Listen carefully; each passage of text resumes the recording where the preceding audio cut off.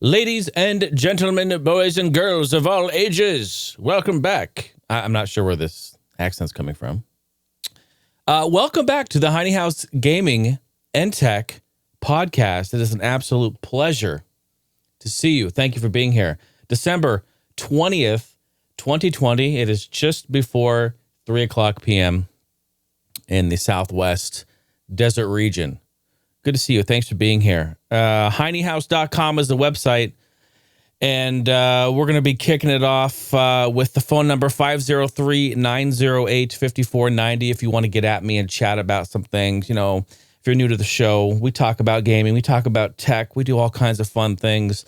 We talk about life. We talk about random stuff, whatever comes through. We take voicemails. We have a good time. I break down the week or past 2 weeks worth of some news and some happenings in the tech and gaming world.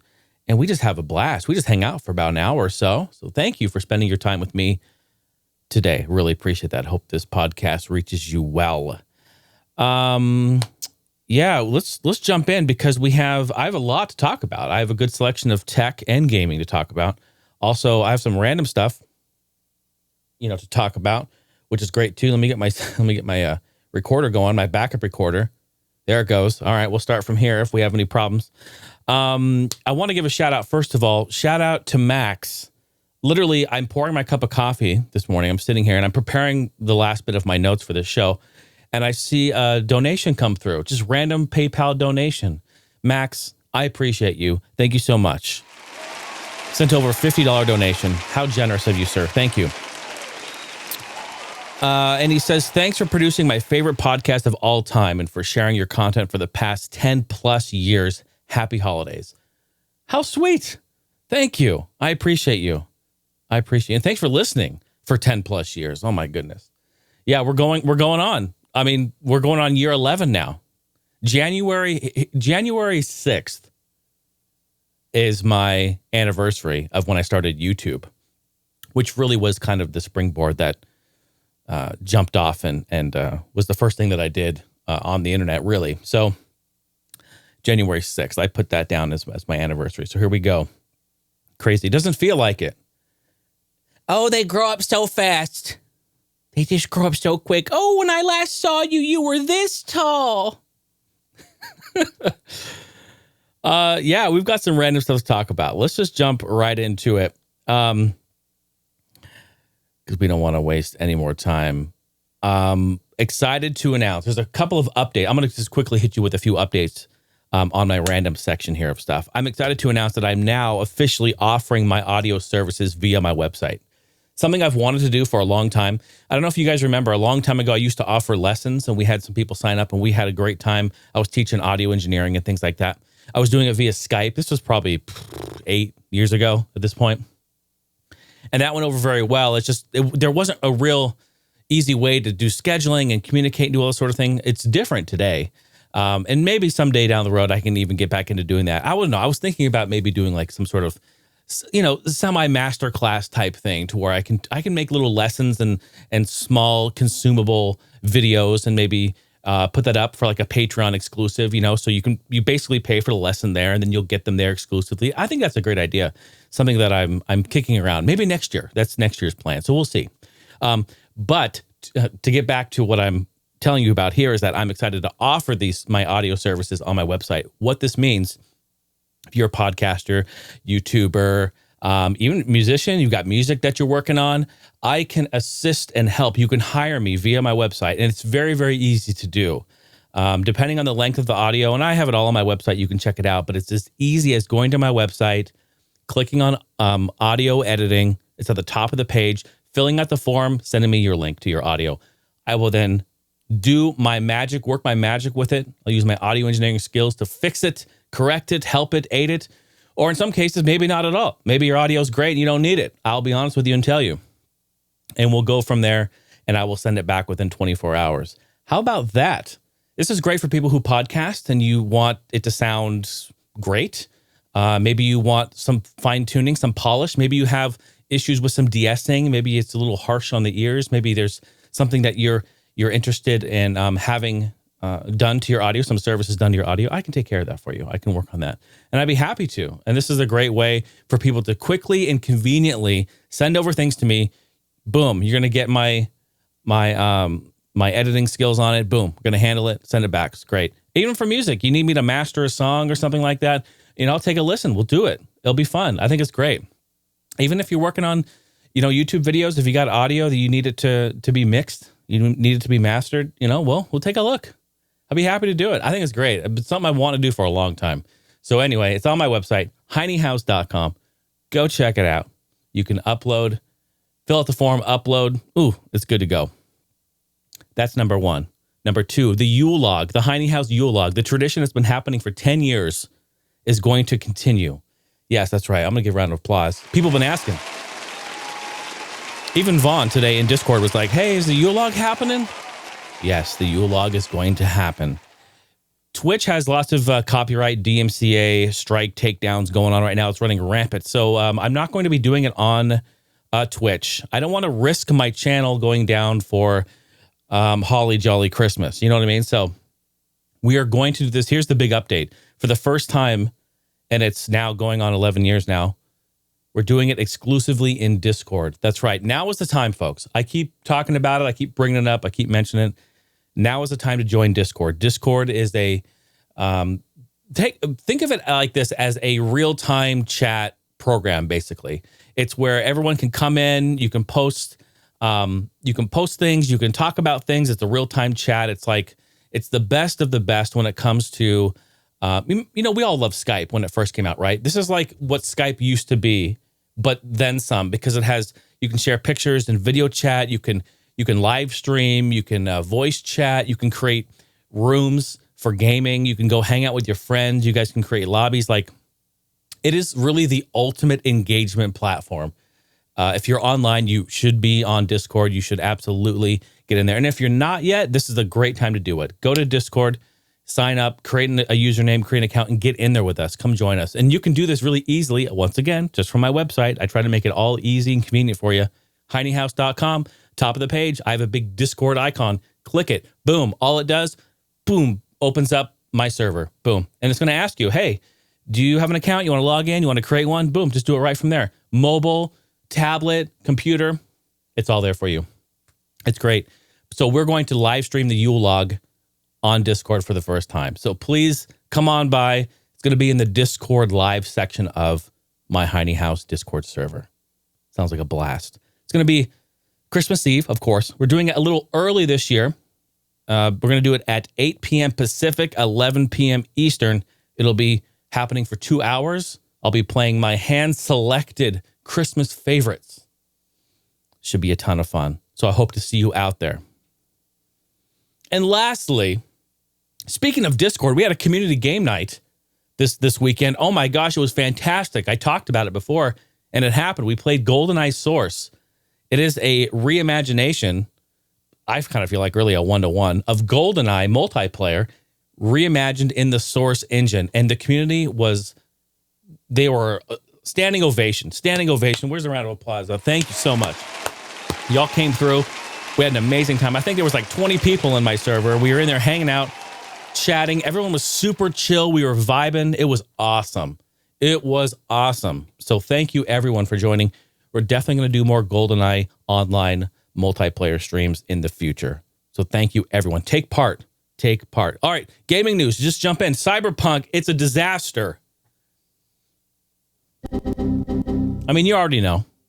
And if you don't know, let's break it down. CD Projekt Red has apologized for not showing the base PS4 and Xbox One's versions of the game before launch.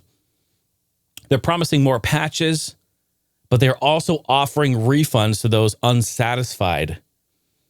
In a statement on Twitter, signed by senior members of the studio, the developer addressed player concerns about major issues when Cyberpunk is running on original PS4 and Xbox One consoles. Quote, first of all, we would like to start by apologizing to you for not showing the game on base last-gen consoles before it premiered and, in consequence, not allowing you to make a more informed decision about your purchase. We should have paid more attention to making it play better on PlayStation 4 and Xbox One. This is after, in an interview, they went on record saying that it plays great. You know, they've been saying, oh, it runs really well on last gen. Furthest from the truth. And I feel like it was kind of just a flat out lie.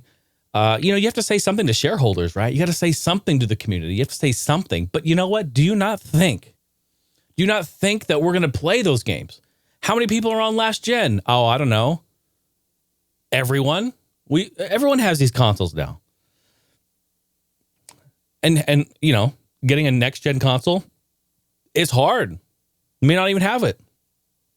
Ooh, the spicy. The statement goes on to point out that the console bug fixes have begun, with a hotfix 1.04 released last week, and another update coming soon within the next 7 days, which is probably any day now. This was about 4 or 5 days when I wrote this.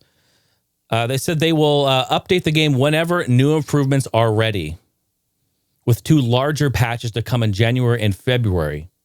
Together, these should fix the most prominent problems gamers are facing on last-gen consoles. The developer also makes clear that the PC version will also receive regular updates. After early reports around refunds began circulating over the weekend, CD Projekt Red also confirmed that it will offer full refunds to console versions owners who don't want to wait for the updates. Personally, I went on and watched the footage of this game running on last gen, and it is an absolute disaster. I mean, I have played alphas. I've been involved with alphas that play and operate better than this. I mean, it's insane. Like cars driving down the street doing this, like floppy jalopy, falling through the ground. Your player like goes up to like a wall, touches the wall, it like clips, and you fall through the ground. You just keep falling to your death. AI walking through, like no clipping on anything. Like it's insane. The textures look like Play-Doh. You guys remember? Do you remember the? You guys have played PUBG, maybe not recently, but back when it first came out, you all know you played PUBG. Remember when all the homes and the characters kind of look like Play-Doh? Basically, the game looks like that too. Like there's a lot of sections where it doesn't load right away and it just sits there forever. They all look crazy, Play-Doh-ly looking. Oh, it's honestly, I'm like, did you guys even play this? Like, it's crazy that it was released. It was crazy that it was released. And I think about all of the developers who were there, like pretty much blowing the whistle internally saying, look, this is not ready. This is not done. But again, due to deadlines, due to next gen, wanting to cash in on next gen, basically, you know how the conversation went. Let's just be real. You know how the conversation went. And went, look, we don't give a shit about last gen.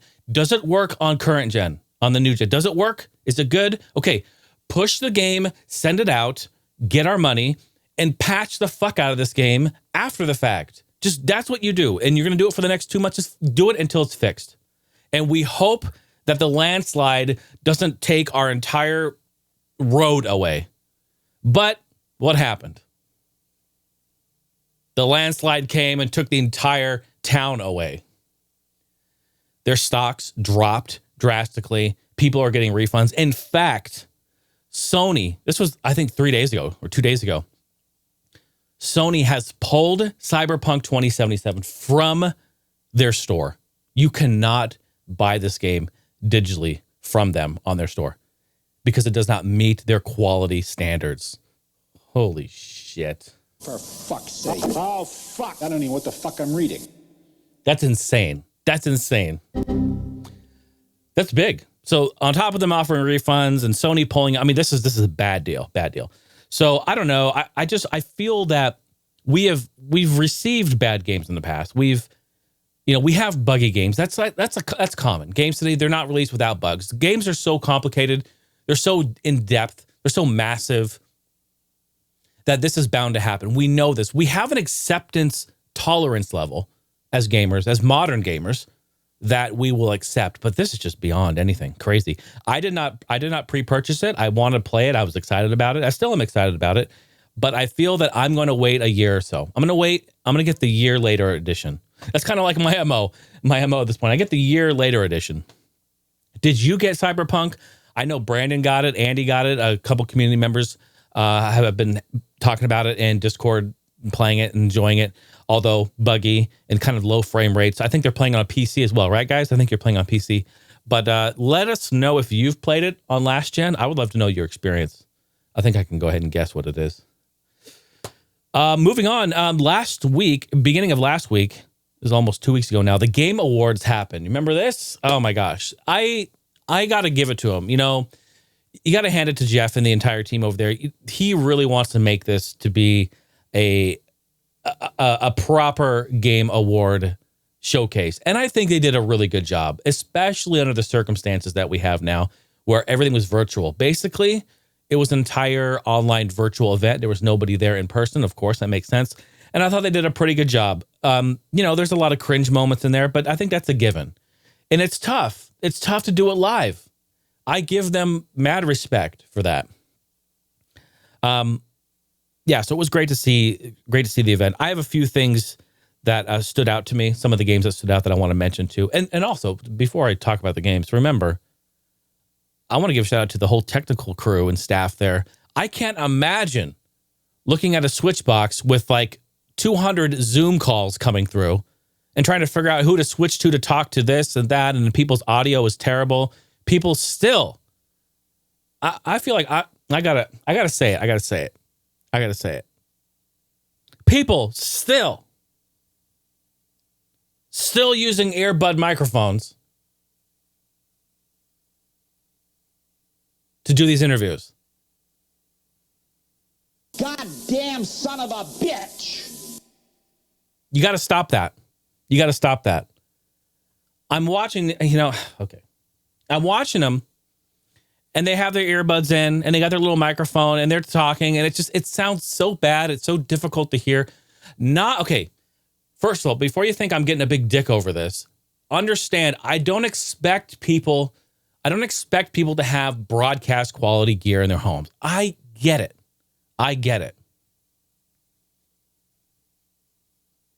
It's expensive. You have to understand like how it works and mixers and routing and compressors and de-essing. Like to get it right, you have to do a lot of work. I get that. I'm not expecting that. But what I am expecting, if you're the fucking CEO or you're the lead developer or you're the lead head honcho, you're like the big person in charge of the studio or the publisher. Like if you're the main person, put a little fucking effort into it, would you? Put a little effort into it.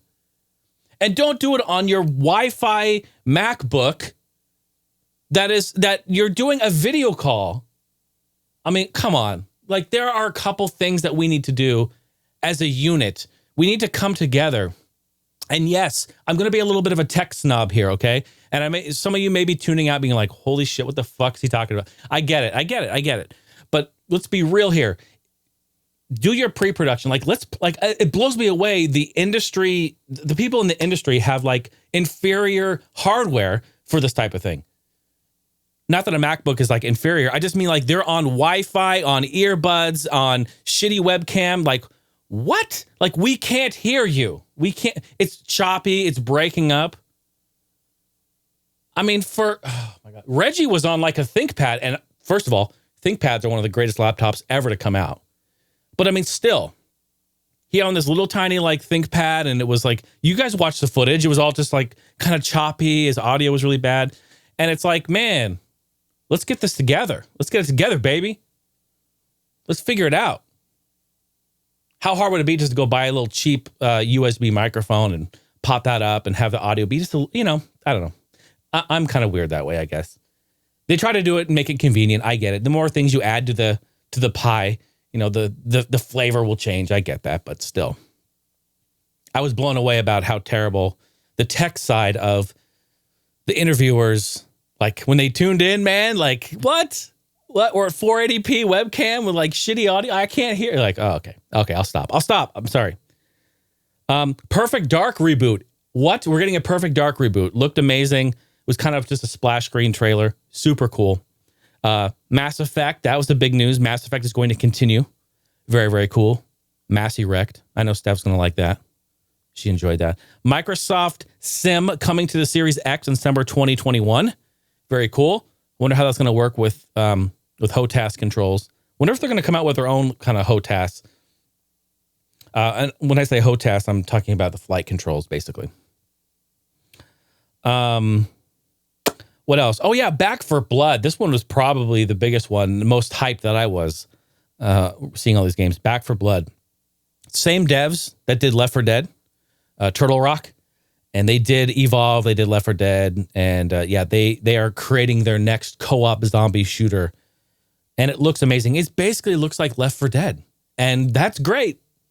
That's great. Don't change the formula. It works. It's good. Water's tasty. Looked amazing. We're in it for sure. I signed up for the alpha or beta. Didn't get in. Some people that I know have gotten in. Hopefully I get my code to get in. Would love to play it online, and you bet your balls I'll be streaming it. Master Beef's coming to Fortnite. Game called Road 96. Narrative adventure game. It says the game's expected to take place pop culture of the 90s, but no release date or platforms have been revealed, but it looks fantastic. Go look up Road 96. This looks really, really cool. Kind of a throwback game. A new Warhammer, Dark Tide it's called. I love Vermintide 1 and 2. That was a great co-op first-person action game, and very much excited for Dark Tide. If it's anything like the others, it looks great. That's a game you should really go put on your wish list and check out. It's fantastic. A game called Evil West, which I was like, wait, what am I looking at? It looked like a Western, but then it had like cyberpunk type stuff, then futuristic, like mechs and weapons and gun. Like, what is this hybrid? It looks like Red Dead Redemption 2, but make it dark fantasy. And it looks fantastic. Evil West is a Wild West game, but with vampires and other monsters, steampunk elements. PS4, PS5, Windows, and Xbox Series X in 2021. Looks amazing. Check that out. Super hyped for that. Capcom Arcade Classics. This one's kind of snuck in. This looks great. Lots of Capcom classics. In fact, when they announced that, they shortly after announced a new Ghouls and Ghosts remastered. Hey, as long as there's Rewind, I am in. Can I just say, Rewind, I think this year is the year of Rewind. Man, when these games come out, Nintendo has embraced it. The Mega Man Legacy Collection has embraced it. And the Nintendo online services have embraced it. Look, say what you want, okay? You can talk shit to me and you can say, look, I'm a noob. Cool, whatever, I get it. But Rewind is one of the greatest gaming inventions since online multiplayer. I'm going to just say it. It really allows you to go in and practice. When you see where you make a mistake, you can see how to correct it. You can see the time. Like, yes, okay, I'm not going to do it in one sitting and, but this is the difference between me actually playing through the entire game and enjoying it and seeing the ending, or me getting like to level 3, dying and then having to start over and me being like, nah, fuck it, I'm good. And just not. So like, I love it. I love it. Yes, I'm not a professional. Okay, I'm not amazing at every game. So I really appreciate having Rewind. Is it just me? I feel like I'm the lone wolf in this. I really do. Every time I feel like I bring up Rewind, some people will be like, well, yeah, but I'm like, what? But what? I think it's great. Then don't use it. I think it's great. I love it. Okay, we got to talk about this. This is another big one. Told you I had a lot of gaming news. We got to talk about this. Electronic Arts and Take-Two Interactive and Codemasters. Well, Take-Two Interactive is going to have to do a double take because EA swooped in and put a bid down. I think Take-Two, so Codemasters was up for auction. All right, they're up for bidding. They're for sale. Take-Two came in with, I believe, 800,000. I think I've had it in my notes somewhere. 900. Oh, shit. No, that's not it. Where is it? I don't know. 800 some odd thousand or 900 some odd thousand. EA swooped in with a 1.2. I put billion. It can't be billion. Is it really billion? No, holy shit. I don't know. I'm not going to take the time to look it up. I put billion. It's got to be million, right? 1.2. Let's just say million, because billion seems crazy. Million overtaking the earlier bid by Take-Two Interactive to acquire the racing video game franchise Codemasters. EA announced this deal in a news release very early Monday morning. This was last Monday, adding that expected the deal to complete the first quarter of 2021.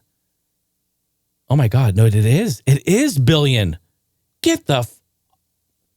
Wow. EA was pursuing Codemasters despite Take-Two's standing offer.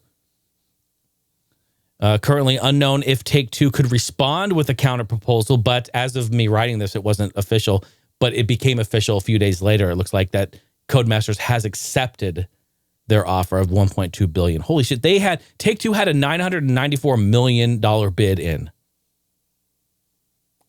That's insane. That's so much money.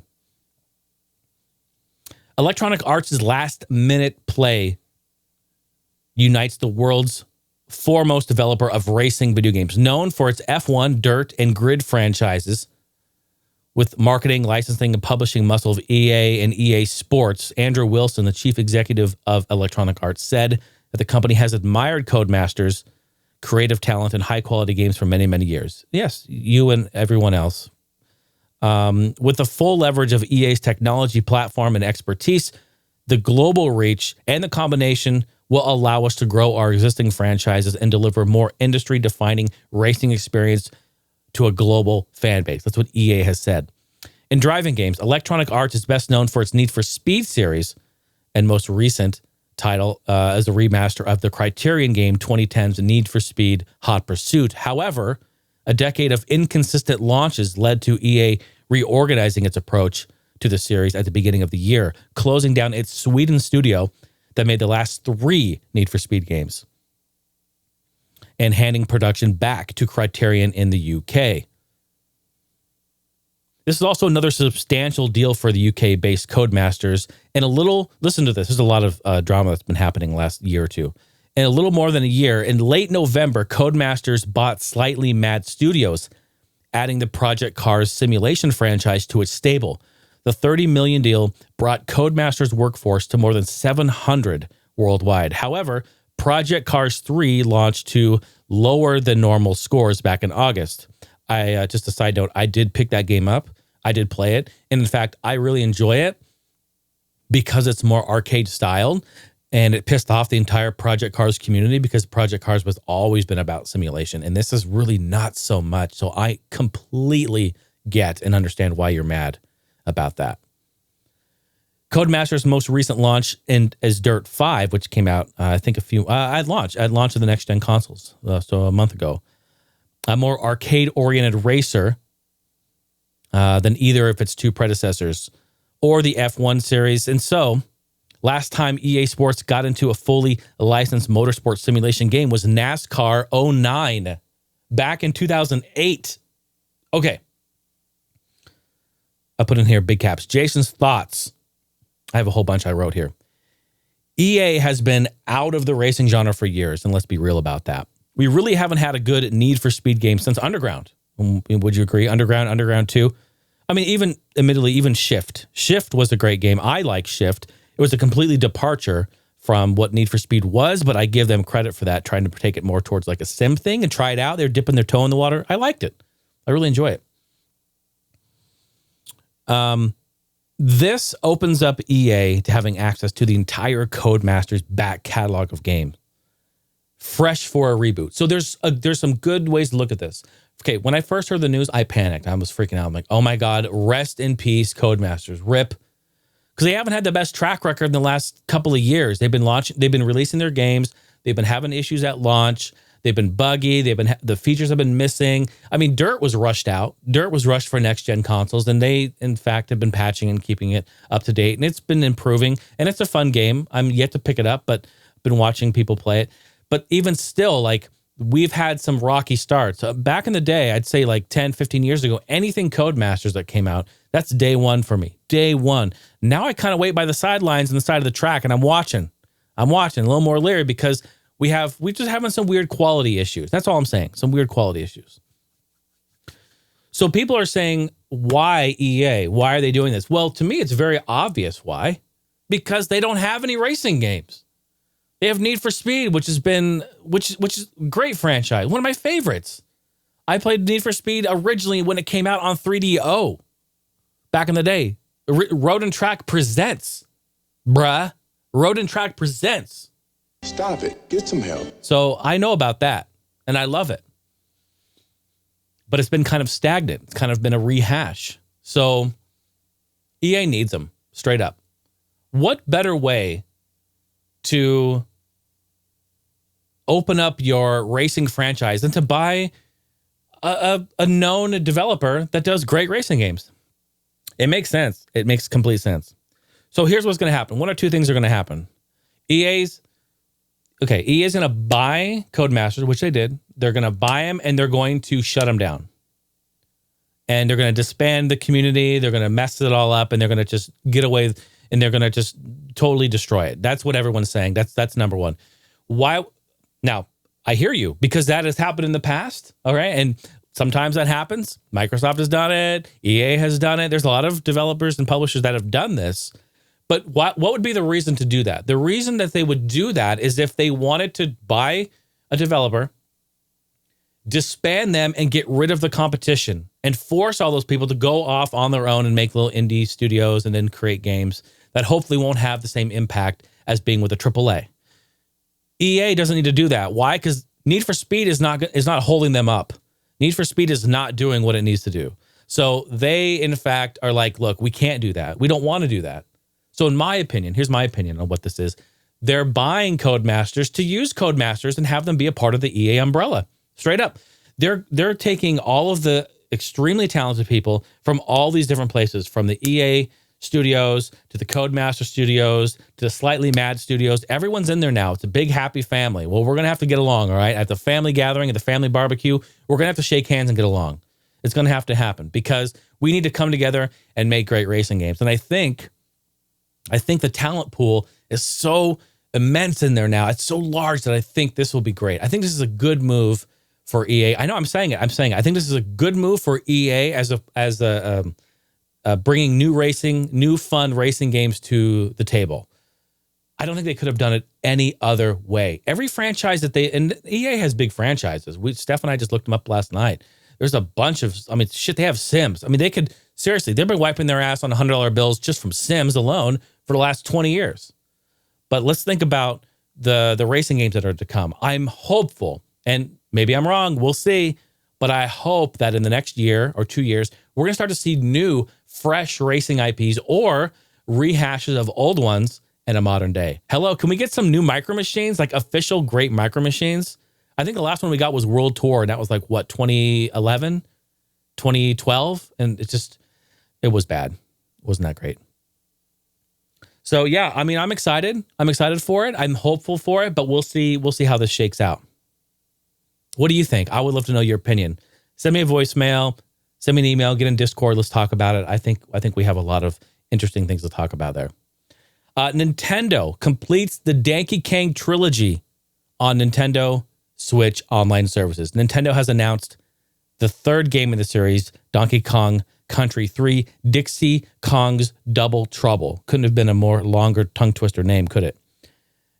It's added to this online Switch subscription service. It's available right now. Go log in and play it. And you can see why this one didn't really hit the target. I think a lot of people talk about this. It's not just me. It was a game that for some reason, it just didn't play as fluid, I would say. I really didn't care for the movement. Dixie is the standout character, but I just feel like the movement wasn't as good. I don't know. It started to get a little gimmicky too, a little too gimmicky. So I don't know. You play it, you take a look, and you tell me what you think. I do think it's great to have the whole trilogy on the Switch, though. I think that's awesome. And now I can just go back to reading all the comments about where's Mario RPG? Where's Mario RPG? Just go play it. Just go play it on your Wii. Didn't you buy it when it came out on Wii? We have it on Wii, we have it on cartridge, but it's easy to plug in your Wii and just play that. Very, very cool. Just real quick, I'll talk about before we move on to tech news. I know, right? Lots of gaming news this time. Games I've been playing recently. I'm going to do just a quick little thing about some games I've been playing recently. They've been what I've been streaming and playing online on Twitch. Last week, I played Contra Legacy of War. That's a PlayStation 1. I would say top down, but more kind of isometric in a way because the camera angle's back a little bit and you're Bimmy and Jimmy, they're up a little further. So it's not completely top down. And actually, it's a fun game. It's a fun game. It's on PlayStation 1, so we are trying to enter the 3D world here, the landscape. Go watch my VOD. It's on my Twitch. I saved it, archived it, and you'll see what I'm talking about. I really enjoyed it, and the thing about it, though, is that the camera angle, it's difficult. It's really difficult because you can't tell really your depth perception. And of course, why would the developers think, well, since we're at this camera angle, and I know depth perception isn't really the strongest point of this game, let's go ahead and make a whole bunch of like floating platforms for you to jump over. Come on, bro. Stop doing that. Stop doing that. You're not clever. You're not tricky. You're not cool doing that. It's not fun. Just keep it easy. Like don't do that, because if I'm dying a lot in the game and I can't, because it's of the bad camera angle, that's a problem. And this is the early days of kind of, I guess I'll say 3D, the early days of them trying to figure out the best way to do this. And it didn't really work out too well. I was really, really mad at a few points. It was crazy. But although I did complete the game, a lot of fun, basically get to the end of the game and it tells you to just fuck off, basically, in typical Contra fashion. So it was really, really cool. And I enjoyed it. We had a good time. A lot of good laughs for sure. Another game I played twice now, 2 weeks in a row. You voted for it. We had everyone in the Twitch chat vote for the game to play. And I had a bunch. I had great games like we had Doom. We had a bunch of other great games, to try to play. Nope. Y'all wanted airplane mode. And we were happy because it was a ton of fun. Airplane mode, folks, is a passenger simulator. All right. You're a passenger on an airplane. All right. As opposed to flying the plane like flight sim, as opposed to anything else, you are an actual passenger. Let that sink in for a second. So you assume the role of the passenger. You sit down. You're in your seat, window seat. You can open and close the window, your tray table. You can watch movies on your screen. You can play games. You can play blackjack, solitaire. Flight attendant comes by, gives you drinks. You can order your food. You can order drinks. They take your trash. You have a cell phone you can look at. You have the Sky Mall you can read through. You can do crosswords. You put on your headphones. You can listen to Bluetooth music. Like, it's insane. Yes, this is real. And we did a 2.5 hour flight last week, and y'all voted yesterday or 2 days ago to do the 5 hour and 45 minute flight. We did a 6 hour flight live on Twitch. And I got to say, we had a blast. We watched old movies from the 30s and 40s on there. We did dirty crossword. Oh my gosh. It was so fun. So fun. Really enjoyed it. You got to come out to that. You got to see that. It was insane. Another game we've been playing just recently. We picked it up after about 3 years of kind of not playing it. Gear Club 2 Unlimited. We may have stayed up a little too late last night playing it. We may have stayed up till 4 a.m. We may have, I don't know, can't confirm nor deny. That may have happened. Steph and I have been playing back and forth on that game. That's a racing game on Switch. Now, we enjoyed the first one a lot. And although the controller, the game doesn't handle the best on the first one, but it was still fun once you understood and kind of got down the controls, got them under control. And so we had fun. We wanted to play the second one.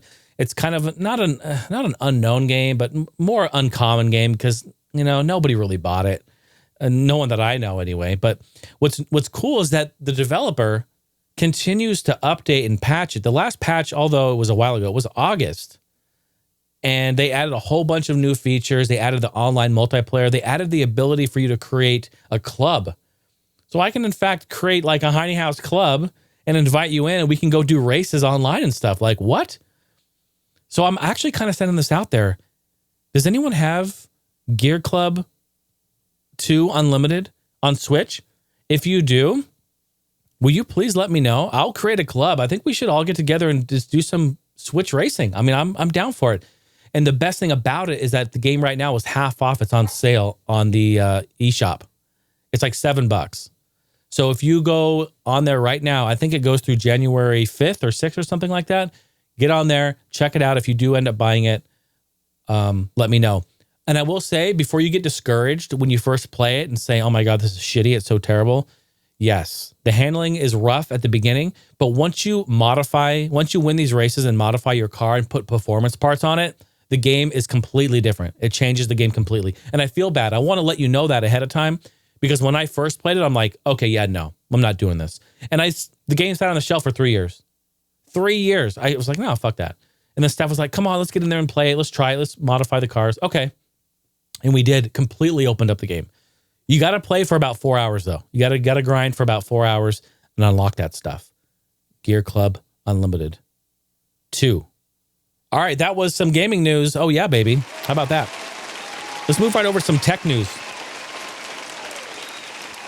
You may have heard this already, but Uber, the rideshare company, was fined $59 million.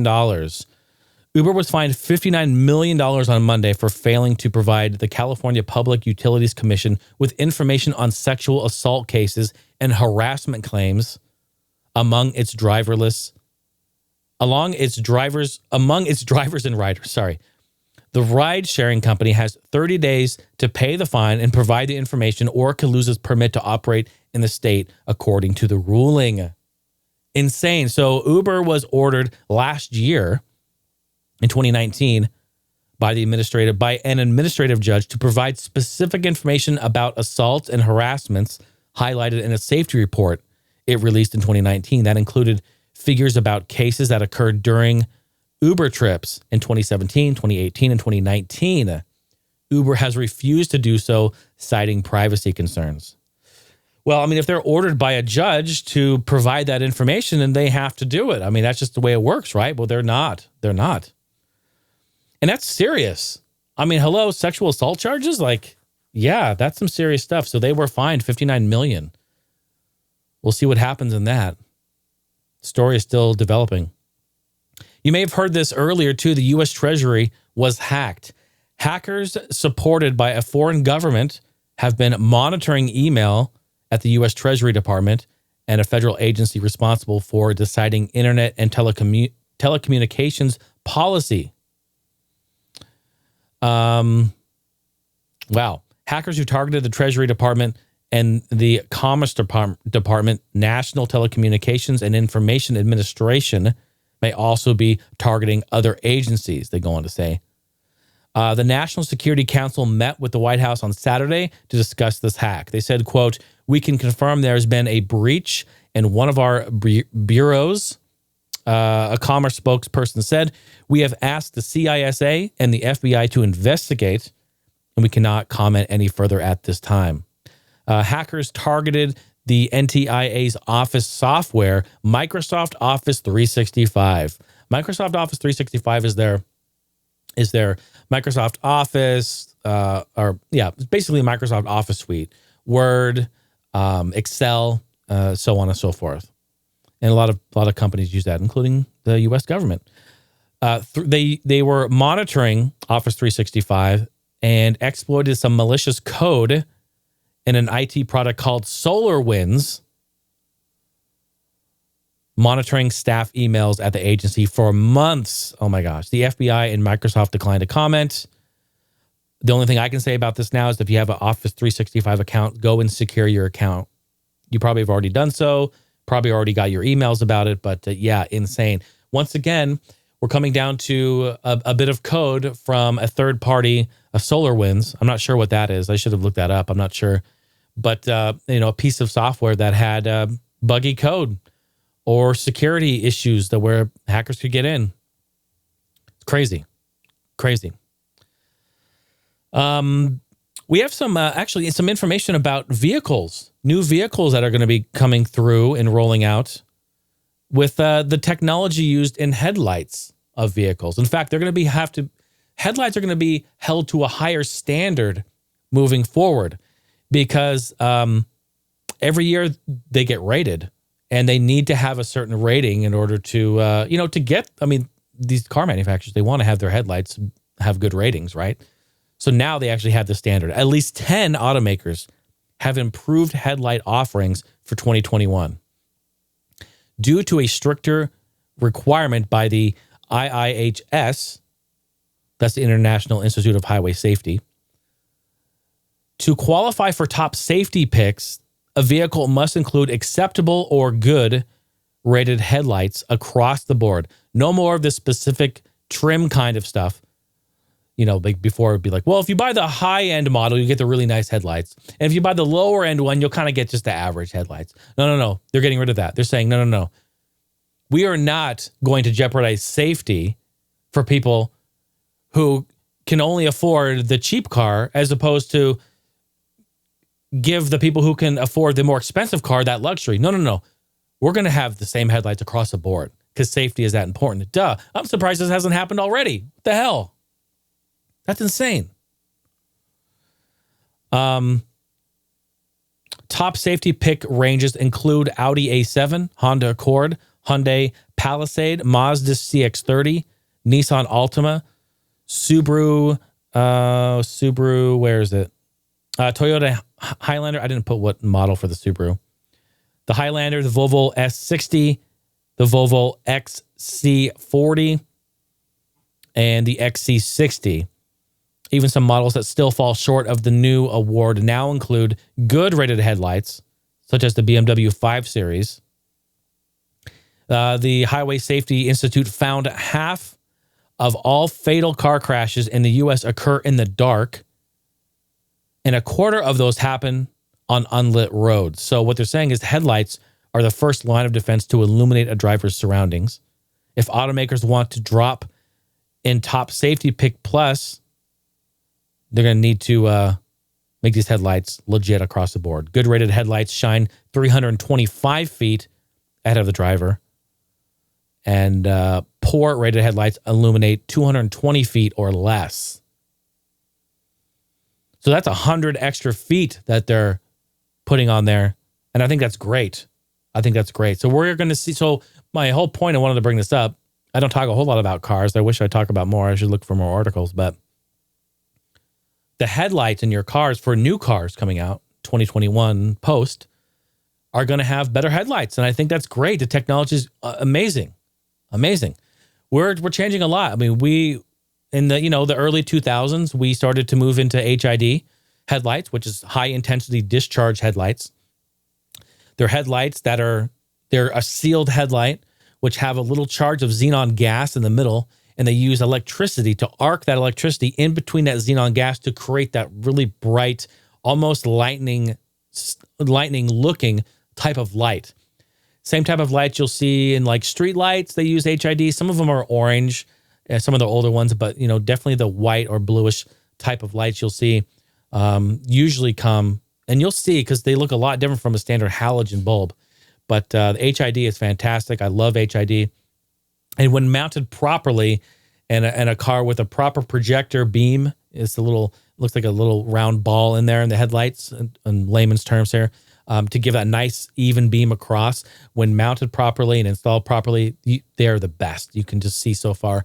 And we're also now moving into LED lights, which unless they come from a factory install, I know a lot of high-end manufacturers, Mercedes, BMW, Acura, they're all including some LED style lights, which of course LED is the light emitting diode. We all know LED. And they have like Jewel Eye where they have a bunch of little projectors in there. They look really cool, but also they keep the beam nice and even. Plus, they don't burn as hot. They last a lot longer. They're way more expensive to fix when they go out, but that's beside the point. Hopefully they last a lot longer so you don't have to. But yeah, we have just a lot of cool stuff happening in the auto world. I think I should do an automotive section on the channel, right? And we're talking about headlights 101. Very cool. I love talking about cars and stuff. So, okay, finally, to wrap up our tech news, Google had an outage last week. Were you even awake for that? I don't know if you were or not. I was just starting work. And what do you got there? Some toast? I'm good. Because it's peanut butter and I will coagulate. Thank you, though. Steph has some nice toast. You want to show? Just put it in front of the camera? She's a little toast with peanut butter. Look at that. Ooh, peanut butter. Looks as it falls over, I'm like, well, I guess I'll eat it now. No, I'm good. Thank you. What's the last piece? Oh, yeah. No, it's all you. I know you like, I usually like the butt, but you can have the butt of that one. Google had an outage. I remember this because I was at work. We were trying to have a meeting and we're like, we can't log in. Nothing, in fact, worked. YouTube didn't work. Gmail didn't work. Google Meet didn't work, nothing. It went down for 1 hour. I've never seen this happen before. Insane stuff. Google, of course, hasn't commented on why that is. I don't think they're ever going to. But it did go down. I think it was global. It was worldwide. And 1 hour. What will we do? No. I can't watch YouTube. Yeah, it was insane. It was pretty cool. Yeah, anyway, I just wanted to say that happened. If you missed it, it was big news. That's all we got for tech news. How about that, folks? Yeah, baby. Yes. A lot of stuff going on. This is, to be honest, this is my, before we get into some voicemails, this will be my final, this will be the final official and officially, what's the word I'm looking for? Format. This will be the last officially formatted podcast episode of 2020, because the next episode is going to be right before the new year. It'll be, I think, just after Christmas. Yeah. What are we at? Let me just take a look at the date real quick here. We're on the 20th.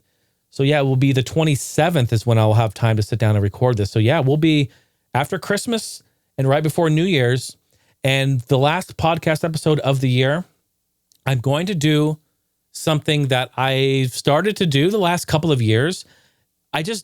It's my little like fireside one-on-one conversation where I don't talk about gaming or news. I just talk about the year that we've had. I talk about life. I talk about my life and what's happening. And I really thought originally that no one would listen to it.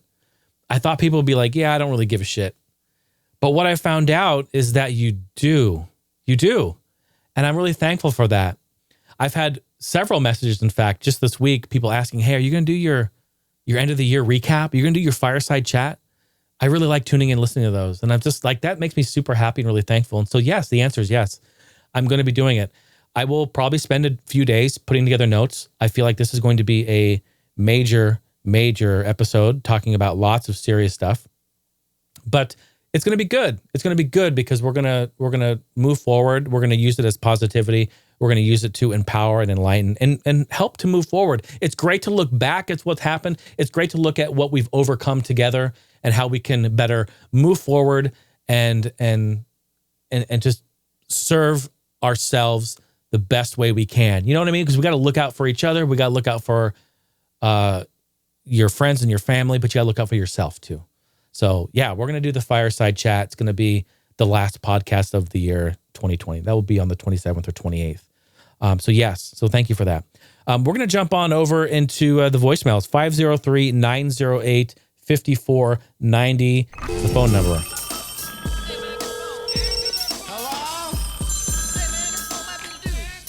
Hello? You've got voicemail. And you don't have to call the number. If you're outside the U.S. and it's long distance or whatnot, and you don't want to use Skype out, you can use Skype out to call. I think it's free to do. But you can also just record yourself on your phone or your tablet or your computer, whatever. You got a microphone, you got a camera.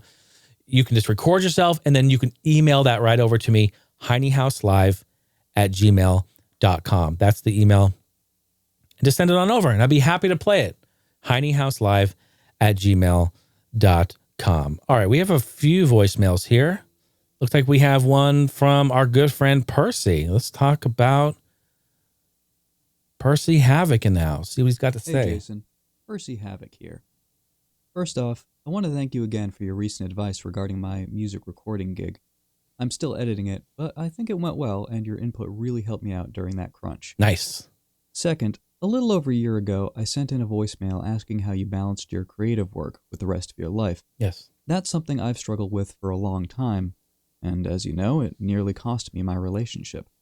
I retired from streaming on Twitch and have taken a break from my other independent creative work because I became too obsessed with it, to the detriment of my personal life. Now, I am going to continue to be creative because that's a big part of who I am, but I'm not going to sacrifice the things that really matter most this time around. That would be a warning I have for other content creators or artists of any kind out there. If you actually manage to have a personal life alongside your creative one, don't get so wrapped up in your projects that you neglect your loved ones.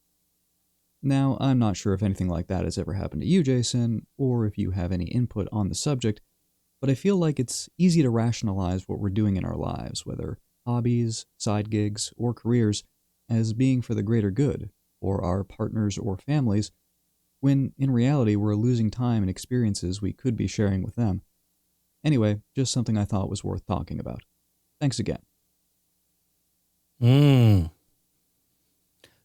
Percy, first of all, thank you for the voicemail. Another deep one here, folks. We got another deep one. Okay. Balancing your creative energy,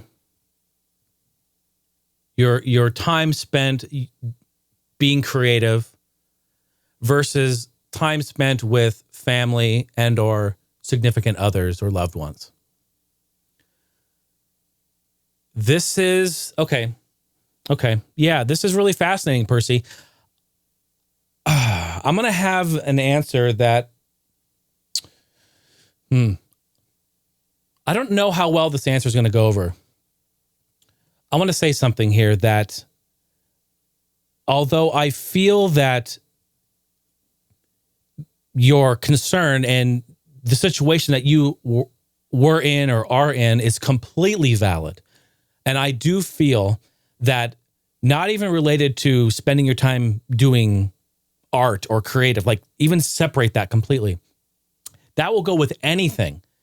If you spend way too much time in something else, doing something that you love and that you're just completely 100% in, and if you're neglecting this or that that could be a problem, right? That can be a problem that I'm not dismissing that one bit, because that can be applied to any type of thing that you would do in life with your significant others in your life. I will say, you ask me, has this ever happened to me specifically? And here's my answer to that. Okay, so here's some real shit. Here's the real talk. No, it hasn't happened to me. And what's the reason for that? Well, because let's just be real about it, man. I know the kind of guy that I am. I know the kind of energy and effort I put in to my entertainment. I always have from when I was 14 years old. So I know that I'm going to do this, and the people around me understand that.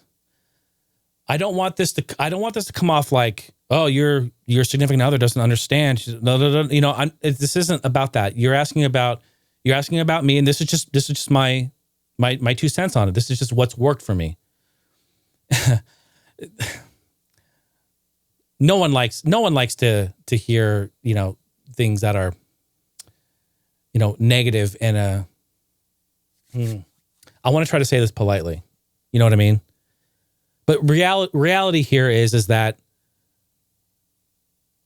anyone who is around me, anyone who gets involved with me, and I'm not just meaning like relationships, I'm meaning friendships, colleagues, business partners, anyone who gets involved with me personally or professionally, or romantically, understands what I'm doing and what I do. And we have this understanding of that. And to be honest, if they don't, I'm like, take a hike later, because I'm not changing that. I've always been that way. People understand that.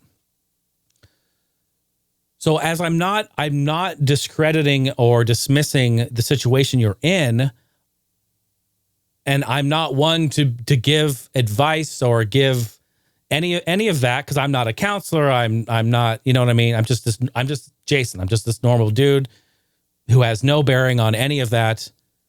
But since you brought it up and since you asked about it, I would say, you know, take a look, take a deep look, you know, at what's going on and make the choice that works best for you. If that works for you, then that works. And there's nothing wrong with that at all. Me personally, I've learned a lot with relationships, and I've realized that if I can't be with somebody, and I'm not just meaning like a relationship, like, you know, a significant other. I mean, even friendships. If I can't be around somebody who understands my love and passion for gaming or tech, or, I mean, like, dude, it's just, we converted the entire house into a fucking nerd fest. You know what I mean? Like, there has to be some sort of understanding with this. But also there has to be some sort of compatibility with that. Like, you know what I mean? So, I mean, I'm not saying anything you don't know. I'm just saying that's what works for me. And I would never be with anyone. I would never choose to be and surround myself with somebody who didn't understand that fully. But also, it's a give and take. It's a give and take for sure. So you can focus on your content, your entertainment. You can focus on all that. But also, if they're into it as well, then that helps, right? That helps. But you always can spend time. It's honestly never been a situation where it's like, oh, you're spending too much time doing this because you're doing that. Like, hey, spend time with me. If they don't understand what you do, then that's where it could be kind of become an issue. I hope that makes sense, Percy. You're such a great guy. We've had some great deep conversations on Discord, and voicemails you've sent over have been fantastic. And I just want to tell you, first of all, you're an incredible talent. You're an amazing artist. You're an amazing entertainer. You bring a whole lot to this world, and I loved watching your stuff. I still have the comic book Heine House artwork that you sent to me. I have it on display in here. We have it on our Google Home. It pops up as a display. Like, we love it. So like, don't ever lose sight of that. And just know that, deep down, if that's who you are, then that's who you are. You know what I mean? That makes sense? You're awesome, dude. I appreciate you. Thank you. Thank you. I hope that's okay.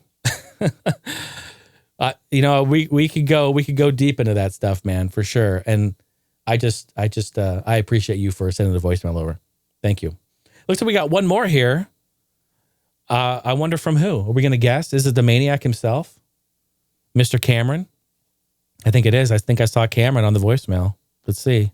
What's up, Jason? This is the maniac here. Maniac himself. I'm going to be doing a very unmaniac thing, and I don't think I really have a question for you this week.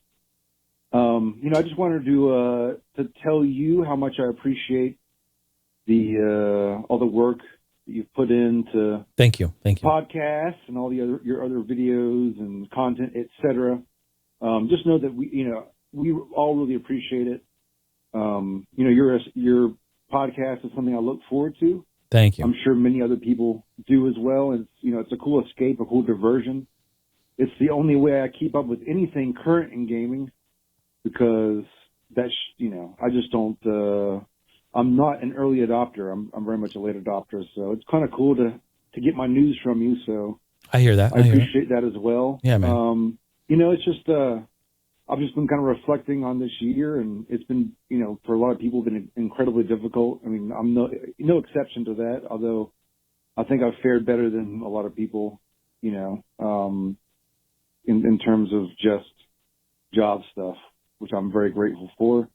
But, definitely, just wanted to thank you. I've been playing a lot of, like I said, CS1, which I think is the last system, before, I guess, sort of modern times, we'll say, where I was current. So I feel like I have a lot of nostalgia for anything from PS1 and before, for whatever reason. But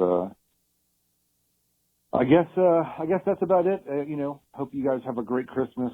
And I'm hoping to listen to your podcast, going forward, and looking forward to all the new episodes. Hope you guys are doing great, and we'll talk to you again real soon. Thank you, Cameron, the voicemail maniac himself. Well, and first of all, I just want to say to you personally, thank you for your time. Thank you for your energy and your friendship. You've spent so much time sending in voicemails throughout this year, just this year alone. I appreciate it greatly. It's great conversation. I love chatting with you. I loved having you on the show. We should get you on again. We should have another podcast episode talking about stuff. So thank you, sir, so much for everything that you've brought and sparked the conversation. It's been great. It's been great. And again, thank everyone for sending over voicemails and chatting with us this year. Gosh, yeah, those are the last voicemails we'll have for the year. Thinking about it. I mean, unless we get some for next time, and maybe we'll play them at the end. But yeah, this has been great. Another year down. I'm really happy, really thankful. The podcast is doing just fine, and it's growing organically, and that's what I love about it. And in the end, all it really is for me to sit here and talk to you all because I really like to, and I love the community, and I love you guys, and I just love doing podcasts. I love creating this stuff. So it's really, it's for self, but it's also for the community. And I love it. And I'm going to continue to do it for as long as I can. So, and that means a lot. And as such, I'm going to pop up this Patreon slide because that right there really is the entire reason how we can keep it going smoothly from the support that you see right here on Patreon. Give a round of applause for everyone here. Everyone on the ground floor, main floor, and game loft. Brandon, George, Aaron, Justin, Steve, Rusty, Duke, Andrew, Chris, Tim, Tyler, Sammy, Clive, Chad, Alice, Ryan, Cameron, Percy, Chris, James, Boost, Mike, D-Pud, Pete, Buried on Mars, Grant, Cliff, and James. You're all going to shout out. I love you all. Thank you for your support on Patreon and keeping not only the podcast here, but keeping the Heine House entertainment train rolling. Rolling. Thank you all so much for being here. HeineHouse.com. Check out all the new stuff. Get in Discord. Get in Twitch. Get in get in where you fit in, y'all. Have a great rest of your day. We'll see you on the next episode for the Fireside Yearly Roundup episode. Thank you. Good night.